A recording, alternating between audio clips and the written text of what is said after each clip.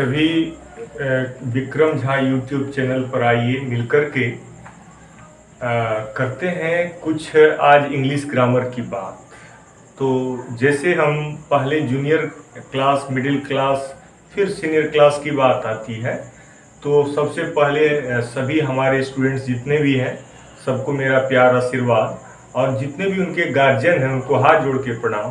क्योंकि जो गार्जियन होते हैं वह बच्चों के केस में खास करके जो 7th 8th क्लास तक 7th 8th क्लास तक के बच्चे होते हैं उनके लिए बच्चों के साथ साथ गार्जियन का भी बड़ा रोल होता है। जो गार्जियन अपने मोबाइल पे बच्चों के लिए कुछ शिक्षा ढूंढते हैं, कुछ किताब ऑनलाइन मंगाते हैं, जो जागरूक हैं वो कुछ न कुछ तो करते हैं, इंटरनेट का सहारा लेते हैं, ऑनलाइन क्लासेस से जुड़ते हैं, कुछ बुक्स ऑनलाइन मंगाते हैं। और ऐसे जागरूक गार्जियन जो अपने बच्चों से पूरी शिक्षा की उम्मीद रखते हैं और पूरा शिक्षा उसको देना चाहते हैं, तो मैं कहीं न कहीं एज ए लाइक टीचर मेरा योगदान जो है मैं चाहता हूं कि YouTube के माध्यम से जो विक्रम झा YouTube चैनल है अपना, उस पर जो है गार्जियन की भी भूमिका होती है कि उसको सब्सक्राइब पहले कर लें, ताकि जो हम वीडियोस बनाते हैं वो स्टैंडर्ड माने जूनियर से लेकर के मिडिल क्लास से लेकर के क्लास 10 तक के सारे वीडियोस हम लगभग ऑल सब्जेक्ट का बनाने जा रहे हैं। अभी तो हम फिलहाल मैथ्स का बना रहे हैं मेनली, और कुछ दिनों से इंग्लिश ग्रामर का हमने शुरू किया है क्लास।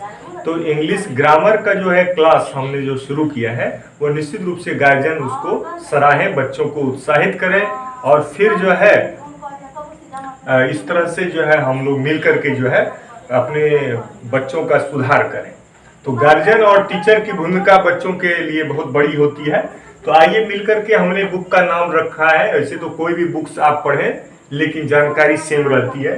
बस कुछ किताबों को हम लोग एज ए टीचर हम बताते हैं कि junior English grammar and composition by NK Agarwal, Goyal brother Prakashan, ये आपको मंगवा सकते हैं। वैसे तो कोई भी ग्रामर की किताब है तो हम इसी बुक से पढ़ा रहे हैं।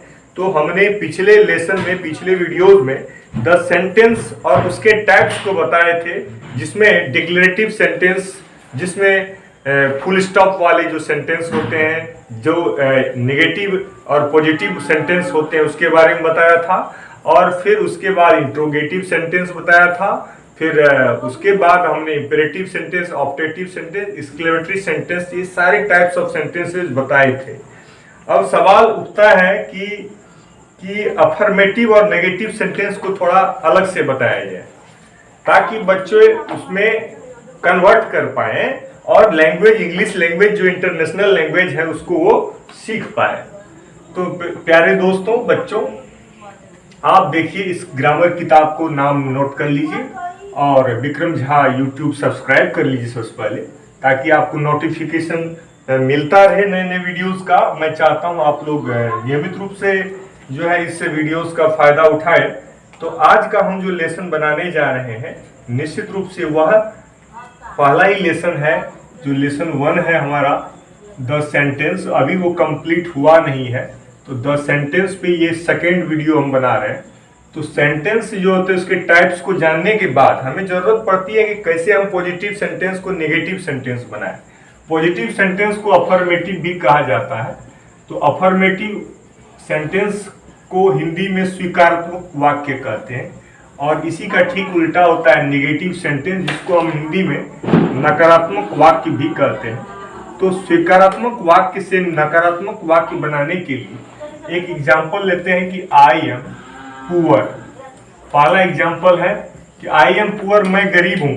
तो इसका उल्टा नेगेटिव सेंटेंस में आपको ये जो हेल्पिंग वर्ब एम है उसके बाद नॉट लगाना है। यानी हेल्पिंग वर्ब में अगर आप नॉट लगा देते हैं तो आपका वही सेंटेंस जो अफर्मेटिव था वो नेगेटिव हो जाता है।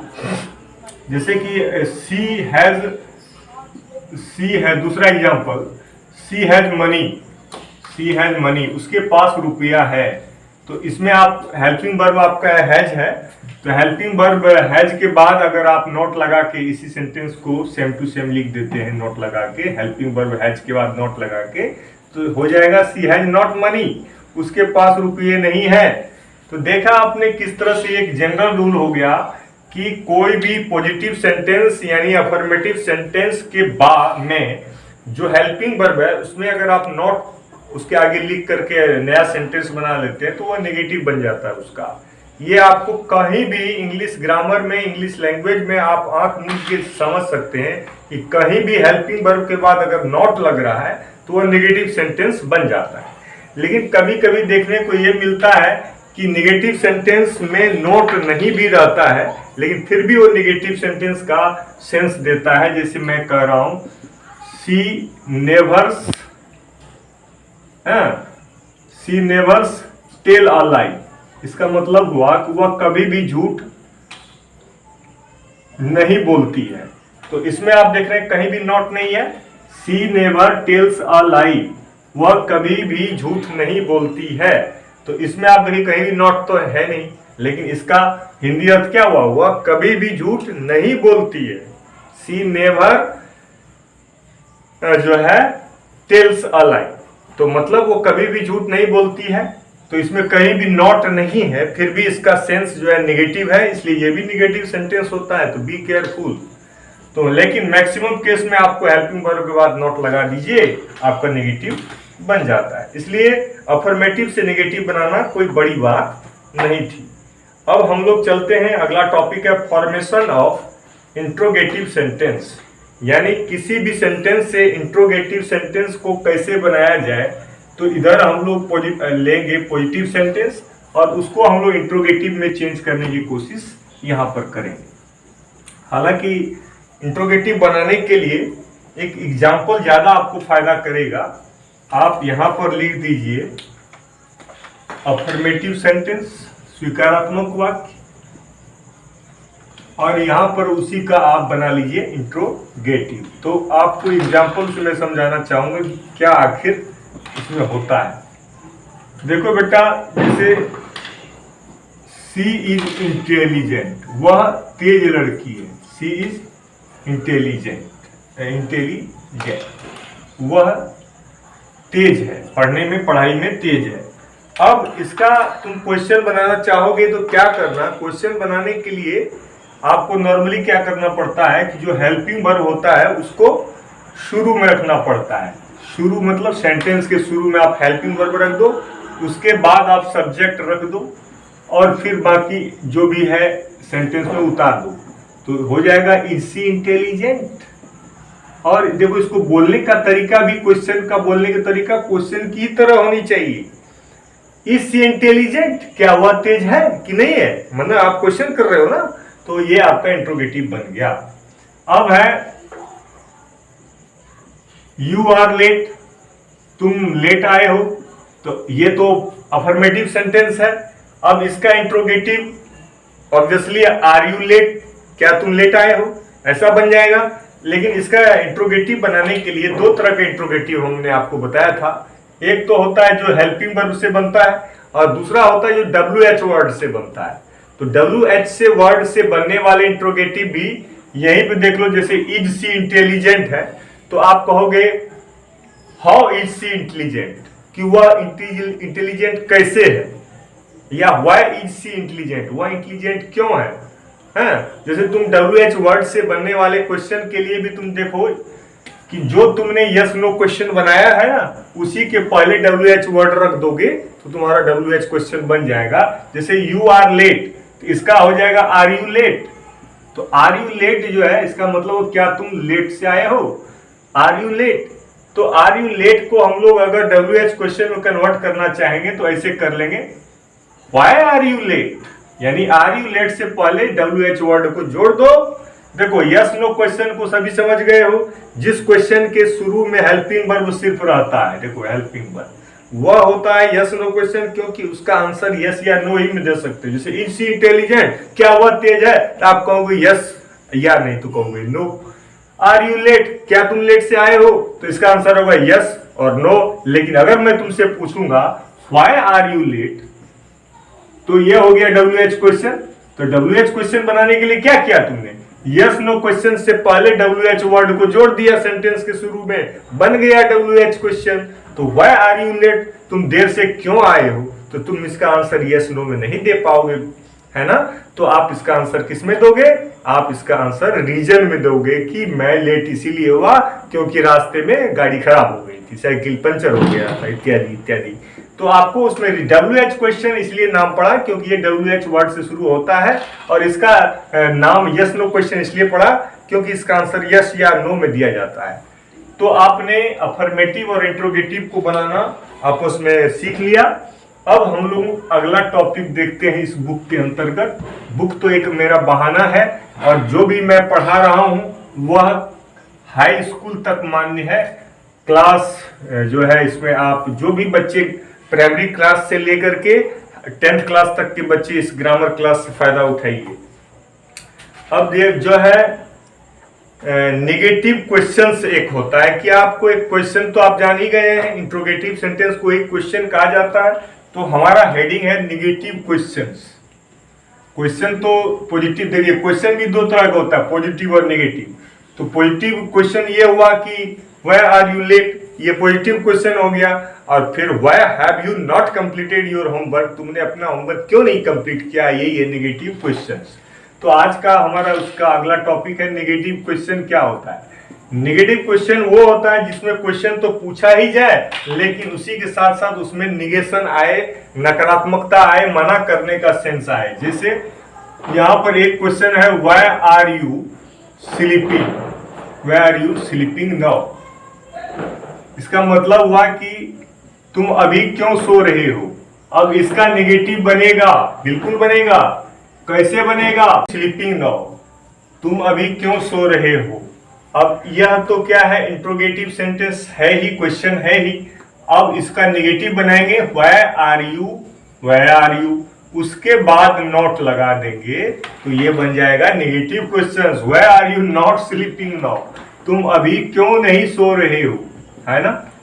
हालांकि इसमें भी क्वेश्चन मार्क ही लगेगा क्योंकि ये भी तो इंट्रोगेटिव या क्वेश्चन ही है, लेकिन नेगेटिव क्वेश्चन है क्योंकि नेगेटिव उसको बोलते हैं जहां नॉट का प्रयोग होता है। देखिए यहाँ पे नॉट का प्रयोग किया है। तो आप कहेंगे सर इसका भी कुछ रूल बताइए कि नेगेटिव क्वेश्चन का क्या रूल है। नेगेटिव क्वेश्चन का रूल ये है कि इसमें नॉट का प्रयोग जो होता है वह सब्जेक्ट के बाद होता है। जैसे यहाँ सब्जेक्ट यू था, यू के बाद हमने नॉट कर दिया है।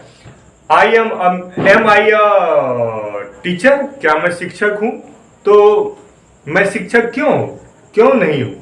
Why am I not a teacher, मैं शिक्षक क्यों नहीं हूं। Why am I सब्जेक्ट है, उसके बाद नॉट लगाना है। Why am I not a teacher, मैं शिक्षक क्यों नहीं हूं। तो ये है नेगेटिव क्वेश्चन बच्चों। अब अगला टॉपिक देखो इस बुक में क्या है कि अगला टॉपिक है सेंटेंस के बारे में लगभग आप समझ गए कैसे कन्वर्ट किया जाएगा। अब है काइंड्स ऑफ नाउन। तो काइंड्स ऑफ नाउन से मुझे याद आया कि आपको पार्ट्स ऑफ स्पीच थोड़ा सा इंट्रोड्यूस कर दिया जाए। हालांकि सभी जानते हैं इसको, लेकिन क्या होता है कि पार्ट्स ऑफ स्पीच अपने आप में इतना इंपॉर्टेंट एक्सरसाइज है ग्रामर का, जिसको बार बार जो है आपको रिवाइज करना चाहिए। और इसमें आपको कई सारे कंफ्यूजन्स क्रिएट होते हैं, उसको आप बार बार रिवाइज करके ही दूर कर सकते हैं। क्योंकि जो हम अगला हमारा टॉपिक है यह है तो लेसन 1 में ही, लेकिन अब हमारा लेसन वाइज हम लोग नहीं पढ़ने जा रहे हैं। हम लोग ग्रामर को लेसन वाइज पढ़ेंगे तो बूढ़े हो जाएंगे पढ़ते पढ़ते। हम लोगों को बस जो है प्रैक्टिकल ग्रामर, अप्लाइड ग्रामर पढ़ना है। अगला टॉपिक है हमारा दूसरा कि पार्ट्स ऑफ स्पीच। बुक तो एक बहाना है, मैंने कहा कोई भी बुक आपके पास हो, बस आप इस वीडियो से जुड़े रहिए। तो प्रॉमिस करता हूं कि आपको इंग्लिश ग्रामर की एक झलक मिलेगी जो आपको दिलो दिमाग को छू जाएगी। पार्ट्स ऑफ स्पीच जो है, जैसा कि हम जानते हैं कि 8 काइंड्स ऑफ वर्ड्स होते हैं। इंग्लिश में सारे वर्ड्स को जानना जरूरी आपको महसूस होता होगा, तभी तो वर्ड से ही तो सेंटेंस, सेंटेंस से ही तो स्पीच यानी लैंग्वेज बनता है। इसलिए इसका नाम है स्पीच पार्ट्स का, स्पीच का पार्ट्स। स्पीच मतलब लैंग्वेज, इंग्लिश लैंग्वेज का जो पार्ट्स है वो उसका वर्ड्स है। वर्ड से ही जो है सारे तमाम तरह के सेंटेंस और तमाम तरह के लैंग्वेज बनते हैं इंग्लिश लैंग्वेज। तो पूरे अगर हमको इंग्लिश लैंग्वेज को समझना है तो निश्चित रूप से उसका पार्ट्स यानी समझना है कि इसके पार्ट्स होते हैं 8 काइंड्स ऑफ वर्ड्स। तो इसको बोलते हैं शब्दों के 8 भेद। अंग्रेजी ग्रामर में शब्दों में जितने भी प्रकार के शब्द आते हैं वह लगभग इसी 8 तरह के शब्द के काइंड में आ जाते हैं। तो पहला कौन नहीं जानता होगा कि पहला काइंड नाउन है। देखिए यहाँ पर हम एक तरफ से नाम लिखेंगे और उसका काम बताएंगे। दूसरा नाम है प्रोनाउन। नाम को नोट करो और उसके बारे में चर्चा करो।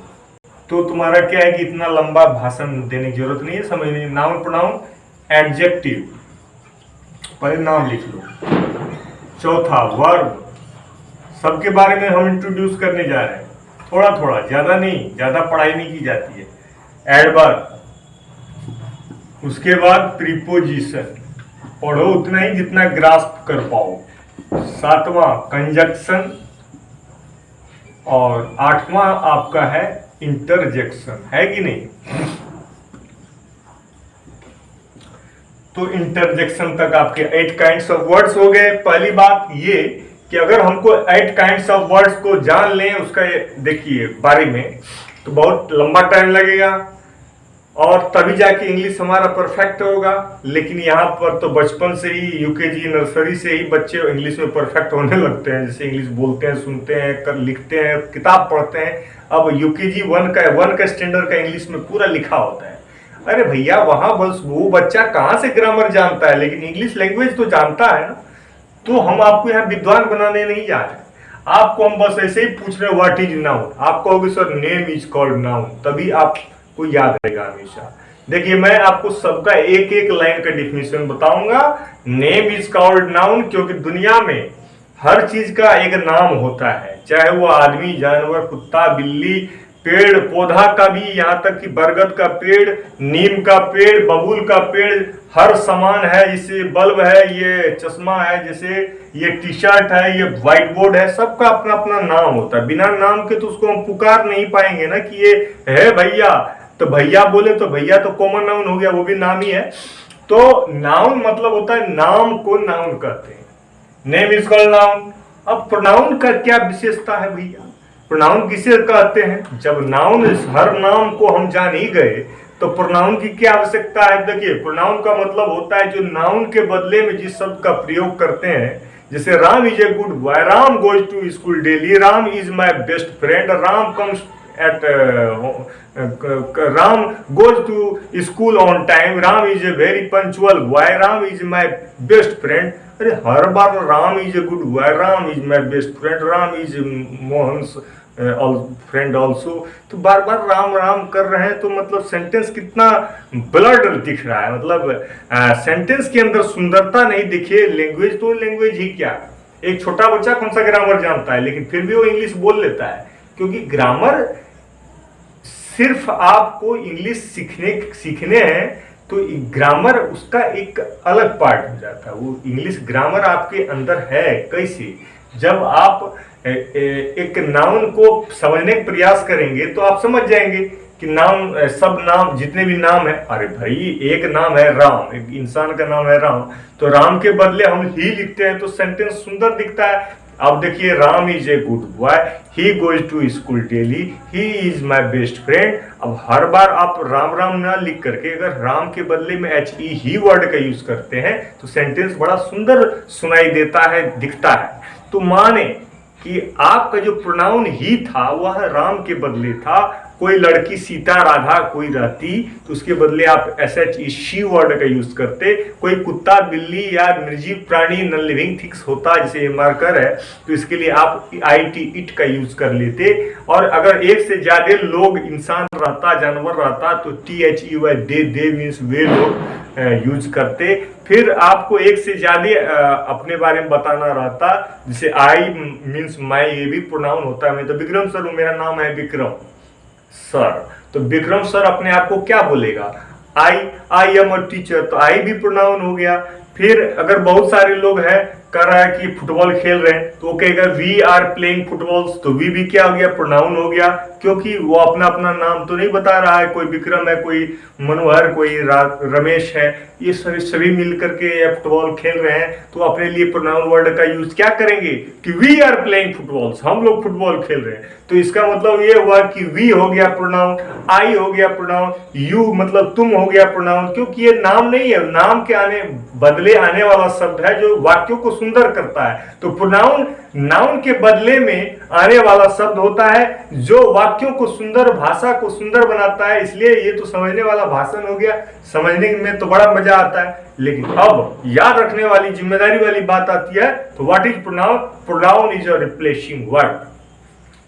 अब आपको हम यहां पर एक एक लाइन लिखेंगे कि नाउन किसे कहते हैं। तो पहला number, name is called noun. 1 minute में याद रहेगा, नेम इज कॉल्ड हो जाएगा, नेम इज कॉल्ड नाउन। नाम को ही संज्ञा कहते हैं। दुनिया में तमाम तरह के नाम हैं, गिनना शुरू करेंगे तो रात से सुबह हजारों साल लग जाएंगे। Name is called noun. और दूसरा, what is pronoun? Replacing word is called pronoun. What is pronoun? Replacing word is called pronoun. बस एक लाइन में आपको डिफिनेशन याद रहेगा। रिप्लेसिंग मतलब होता है जो दूसरे का स्थान ले। जैसे विक्रम सर का स्थान आई ने ले लिया, विक्रम, रमेश, मोहन का स्थान WEVMV मीन्स हम लोग ने ले लिया। विक्रम, रमेश, मोहन जा रहे थे बाजार, तो they were going to the market. यहाँ पे THE हुआ, दे ले लिया इन सबों का स्थान। मतलब उसके बदले में हमने देख शब्द का यूज किया, वी का यूज किया, आई का यूज किया, यू का यूज किया, ही का यूज किया, सी का यूज किया, इट का यूज किया। ये सारे रिप्लेसिंग वर्ड्स हैं जो किसी नाम के बदले रिप्लेस कर रहे हैं, उसके बदले आ रहे हैं। तो अब चलते हैं हम लोग नाउन प्रोनाउन को समझने के बाद। चलिए एडजेक्टिव को समझ लेते हैं 1 मिनट में। एडजेक्टिव अपने आप में इसका विशेषण, इसका हिंदी अर्थ होता है विशेषण। जो शब्द दुनिया में कोई, जैसे मान लीजिए व्हाइट बोर्ड है, ये व्हाइट है, कलर इसका क्या है, इसकी विशेषता ये है कि व्हाइट है। अब देखिए मेरी आंखें जो है बहुत तेज है, तो वो तेज जो है वो आंखों की विशेषता बताती है। आप जो है बहुत तेज बच्चे हो पढ़ने में, तो ये जो तेज वर्ड है, इंटेलिजेंट वर्ड है, वो एडजेक्टिव है। आपकी मम्मी डिलीशियस फूड बनाती है, फूड तो नाउन है, तो डिलीशियस उसका एडजेक्टिव है। आप तेज दौड़ते हो, तो आप जो है आपकी लिखावट अच्छी है, तो ये अच्छी हो गया एडजेक्टिव, गुड हो गया एडजेक्टिव। तुम एक शांत बच्चे हो, तो शांत हो गया एडजेक्टिव, है ना। जेंटल हो गया एडजेक्टिव। जितने भी दुनिया में कलर के नाम है वो किसी न किसी चीज की विशेषता बताते हैं, तो विशेषता बताने वाला शब्द ही एडजेक्टिव होता है। तो तीसरा नंबर एडजेक्टिव का डिफिनीशन क्या दोगे? Describing word is called adjective. क्या लिखोगे? डिस्क्राइबिंग वर्ड, जो किसी न किसी नाउन या प्रोनाउन को डिस्क्राइब करे। जैसे ये मार्कर है, इसकी डिस्क्रिप्शन ये है कि ये न्यू है। दिस मार्कर इज न्यू, तो न्यू हो गया adjective. This marker is old, old हो गया adjective. This marker is costly, तो कॉस्टली हो गया adjective. This marker is very cheap, तो चीप हो गया adjective. I am a teacher में टीचर हो गया noun. I am a good teacher, good हो गया adjective. I am a very intelligent teacher, तो इंटेलिजेंट हो गया एडजेक्टिव। तो ये क्या है कि describing word is called adjective. तीसरा हमारा डिस्क्राइबिंग वर्ड समझ में आ गया। एडजेक्टिव एग्जांपल है good, bad, tall, short, blue, black, white, red, sunny, weather जैसे होता है, तो सन्नी वेदर, डार्क, लाइट, ये सब जितने चीजें हैं वो डिस्क्राइबिंग वर्ड है, जो किसी न किसी नाउन या प्रोनाउन को डिस्क्राइब करते हैं, उसको हम लोग कहते हैं एडजेक्टिव, राइट। तो एडजेक्टिव हमने लगा लिया। अब चलते हैं वर्ब पे। अब यहाँ पर वर्ब के बारे में हमको एक लाइन में डिफिनेशन तैयार करना है। वर्ब के बारे में सभी जानते हैं कि वर्ब जो है सबसे अच्छा चीज है। सेंटेंस में कुछ रहे न रहे, लेकिन वर्ब जरूर रहता है। जैसे सबसे छोटा सेंटेंस होता है गो। वो सबसे छोटा सेंटेंस इसलिए है कि इंपेरेटिव सेंटेंस है। गो मतलब जाओ, तो वो सबसे छोटा सेंटेंस है। लेकिन उसमें भी क्या है, सबसे छोटा सेंटेंस जो इंग्लिश ग्रामर में होता है, इंग्लिश लैंग्वेज में होता है, वो होता है गो, कम, सिट, स्टैंड। ये सब सबसे छोटा सेंटेंस होता है। सबसे छोटा सेंटेंस में नहीं कुछ है तो वर्ब तो है ना। तो वर्ब ऐसा चीज होता है जो एक्शन वर्ड होता है। जी हाँ, एक्शन वर्ड मतलब हम आपको पढ़ा रहे हैं, एक्शन कर रहे हैं, पढ़ा रहे हैं, तो पढ़ाना हो गया एक्शन वर्ड। आप खेल रहे हो, आप सो रहे हो, आप जाग रहे हो, आप नाच रहे हो, आप गा रहे हो, आप कुछ भी कर रहे हो तो एक्शन ही तो कर रहे हो। आप बैठ रहे हो, बैठना एक्शन है। उठ रहे हो, उठना एक्शन है। गाना गा रहे हो, खाना खा रहे हो, सो रहे हो, सब है एक्शन। तो मतलब इंग्लिश ग्रामर में वर्ब के बिना तो कुछ समझे नहीं आएगा। हर सेकंड आप मुस्कुरा रहे हो वो भी एक्शन है, मुस्कुराना है, स्माइल, स्माइल मीन्स मुस्कुराना, हंस रहे हो, हंसना ये वर्ब है, गाना, रोना। देखिए अगर जिस शब्द के हिंदी अर्थ के हिंदी मीनिंग में ना आ जाए, जैसे खाना, पीना, सोना, उठना, जगना, रोना, धोना, नहाना, ये सारा वर्ड है जो है आपका वर्ब या क्रिया है। क्रिया मतलब कोई ना कोई क्रिया, एक्शन कर रहे हैं आप, एक्शन वर्ड। तो इसीलिए जो चौथा है हमारा वर्ब, तो वर्ब के बारे में एक लाइन बोलिए, एक्शन वर्ड। एक्शन वर्ड कौन होता है भैया? एक्शन वर्ड आप कहेंगे सर वर्ब होता है, वर्ब। तो वर्ब का example play, sing, sit, stand, write, read, run, jump, ये सब आपका हो गया एक्शन वर्ड, वर्ब का एग्जांपल। अब पांचवा नंबर है एडवर्ब। बहुत ज्यादा विद्वान नहीं बनाऊंगा, छोटे में शॉर्ट में बताऊंगा। एडवर्ब जो है वर्ब में ऐड कर दो तो वो एडवर्ब हो जाएगा। एडवर्ब को समझने के लिए एड प्लस वर्ब को समझो। वर्ब समझ चुके हो, अब तुम कह रहे हो कि राइट वर्ब है। राइट मतलब होता है लिखना, और राइट तुम लिखते तो हो लेकिन कैसा लिखते हो? तो आप कहोगे स्विफ्टली लिखता हूं सर, यानी बहुत तेजी से लिखता हूं। तो ये स्विफ्टली वर्ड है, वो राइट वर्ब की विशेषता बता रहा है। तो जो वर्ड वर्ब के में कुछ ऐड कर दे, यानी उसी विशेषता में कुछ ऐड कर दे, ऐड मतलब जोड़ना होता है, एडी, ऐड मतलब जोड़ना, तो उसको हम एडवर्ब कहते हैं। एडवर्ब वह वर्ड होता है जो वर्ब के मीनिंग में थोड़ा कुछ ऐड कर देता है, दैट इज कॉल्ड एडवर्ब। तो इसको बोलते हैं हिंदी में क्रिया विशेषण। क्रिया की विशेषता बताने वाले को क्रिया विशेषण कहते हैं। एडवर्ब का एग्जांपल है स्विफ्टली, जैसे तुम दौड़ते हो ना तो रन, कहोगे सर आई रन, मैं दौड़ता हूं, तो यहाँ रन हो गया, वर्ब, एक्शन है वो। आप तुम कहोगे आई रन फास्ट, मैं तेज दौड़ता हूं सर, तो वहां फास्ट क्या है? तुम्हारे दौड़ने, रन की विशेषता बता रहा है, वर्ब की विशेषता बताने वाला शब्द एडवर्ब होता है। ऐसे बहुत सारे एग्जांपल। तुम कहोगे कि sir I learn fast, I learn fast, मैं बहुत मतलब तेजी से याद करता हूं। तो लर्न तो हो गया एक्शन वर्ड वर्ब, और फास्ट हो गया एडवर्ब। तो एडवर्ब खास करके वर्ब के बाद आता है, और वर्ब की विशेषता होता है एडवर्ब हो जाता है ना। जैसे सीता सिंग्स स्वीटली, अब सिंग्स वर्ब हो गया, स्वीटली उसकी विशेषता बता रहा है, इसलिए स्वीटली एडवर्ब हो गया, राइट? कोई शक नहीं। एडवर्ब के बाद जो है छठा है प्रीपोजिशन। देखिए अब प्रीपोजिशन को समझना बड़ा आसान है। प्रीपोजिशन मतलब होता है कि ऐसे वर्ड जो संबंध बताए, लेकिन कैसे? प्रीपोजिशन दो तरह के होते हैं, एक होता है कि सिंपल प्रीपोजिशन, एक होता है कंपाउंड। सिंपल प्रीपोजिशन होता है on, at, in, of, etcetera, और कंपाउंड प्रीपोजिशन होता है इनटू, जिसमें दो वर्ड रहे, विद इन, है ना। ये सब होता है आपका विद इन, फ्रॉम, नहीं फ्रॉम नहीं, ये सब जो है आपका ये आ गया आपका कंपाउंड प्रीपोजिशन। तो प्रीपोजिशन एक ऐसा वर्ड है जिसको हिंदी में कहते हैं संबंध सूचक अव्यय। देखिए आपको मैं ये प्रीपोजिशन, कंजक्शन और इंटरजेक्शन एक जगह बताऊंगा तो आपको 1 मिनट में समझ में आएगा। प्रीपोजिशन, कंजक्शन और इंटरजेक्शन नाम मिल रहा है, उसका हिंदी अर्थ भी मिलता है। इसको बोलते हैं संबंध सूचक अव्यय, इसको बोलते हैं आपको योजक अव्यय, और इसको बोलते हैं विस्मयादि बोधक अव्यय। ये तीनों वर्ड अव्यय है। आप हिंदी व्याकरण थोड़ा भी पढ़े होंगे तो वहां पर अव्यय शब्द का यूज हुआ होगा। अव्यय शब्द वह शब्द है जिसको व्याकरण के नियमों से वो प्रभावित नहीं होता है, यानी वचन से, कारक से या पुरुष से उसको मतलब कोई लेना देना नहीं। आपको शॉर्ट में इतने बता रहा हूं मैं कि प्रीपोजिशन, कंजक्शन और इंटरजेक्शन जो होता है वो ऐसा वर्ड है जिसका सिंगुलर प्लूरल नहीं बनता है, जिसका जो है टेंस नहीं बदलता है, ऐसा कुछ नहीं होता है, वो कहीं भी ऐसे एज इट इज रहता है। इसमें आपके लिए, हमारे लिए अच्छा ही है।